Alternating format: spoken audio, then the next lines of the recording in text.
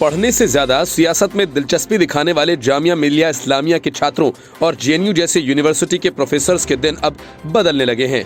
छात्रों को पढ़ाने से ज्यादा सियासत में दिलचस्पी दिखाने वाले जामिया मिलिया इस्लामिया और जेएनयू जैसे यूनिवर्सिटी के प्रोफेसर्स के दिन अब बदलने वाले हैं। समय समय पर उनके काम की समीक्षा की जाएगी और फिर ये तय किया जाएगा कि उनकी नौकरी आगे रहेगी या फिर खत्म कर दी जाएगी। जामिया प्रशासन के इस फैसले से हड़कंप मच गया है। इस फैसले के बाद जामिया टीचर्स एसोसिएशन और यूनिवर्सिटी प्रबंधन आमने सामने आ गए हैं। एसोसिएशन का कहना है कि सीसीएस के नियम विश्वविद्यालय के शिक्षकों के लिए लागू नहीं होते, इसलिए आदेश को वापस लिया जाए। एसोसिएशन ने इस संबंध में एक मीटिंग भी बुलाई, जिसमें समस्त शिक्षकों ने इस आदेश का विरोध किया। जामिया मिलिया इस्लामिया यूनिवर्सिटी के आदेश में कहा गया कि अब शिक्षकों के परफॉर्मेंस का रिव्यू किया जाएगा। इसके आधार पर तय होगा कि उनकी नौकरी रहेगी या जाएगी, या उन्हें केंद्रीय सिविल सेवा नियम 1972 के अनुसार समय से पहले सेवानिवृत्त किया जाए। जामिया टीचर्स एसोसिएशन के सचिव मोहम्मद इरफान कुरैशी ने कहा कि पूरे जेटीए चुनाव आयोग की एक राय थी कि जामिया मिलिया इस्लामिया एक स्वायत्त निकाय है, जहां सीसीएस नियम लागू नहीं किया जा सकता है। इसलिए हमारी मांग है कि प्रशासन तत्काल प्रभाव से कार्यालय के आदेश को वापस ले ले। इससे पहले कायदे कानून विकसित करने या उनके अनुसरण पर जेएनयू के शिक्षक भी जमकर नौटंकी कर चुके हैं।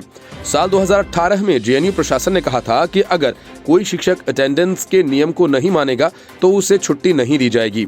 यूजीसी के रेगुलेशंस के मुताबिक पूरे साल के 180 टीचिंग के दिन में शिक्षक एक सप्ताह का वर्कलोड 40 घंटे से कम नहीं होना चाहिए।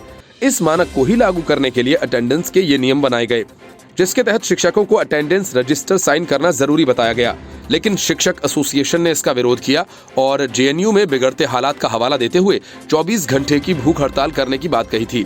चाहे केंद्रीय यूनिवर्सिटी हो, किसी राज्य का कोई विश्वविद्यालय या फिर कोई अन्य सरकारी कार्यालय, अक्सर यही मानसिकता हर छोटे बड़े स्तर पर देखने को मिलती रहती है।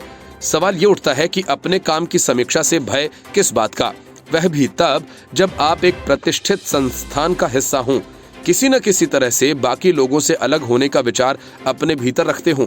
खासकर शिक्षा के क्षेत्र में शिक्षकों का ही नियम कानून और कायदों के प्रति विरोधाभास हास्यास्पद विषय बन जाता है। ये एक ओएमआर शीट पर कुछ चिन्हों पर निशान लगाकर कम से कम 8 साल की राशन का जुगाड़ कर देने वाली मानसिकता ही इस देश में क्वालिटी के साथ सबसे बड़ा खिलवाड़ साबित होती आई है। इससे भी अधिक चिंताजनक सवाल यह है कि जिस तंत्र में मूल्यांकन और समीक्षा को लेकर इतना डर है, वह क्रांति की बातें सोच भी कैसे पाता है। Bureau report, news of India.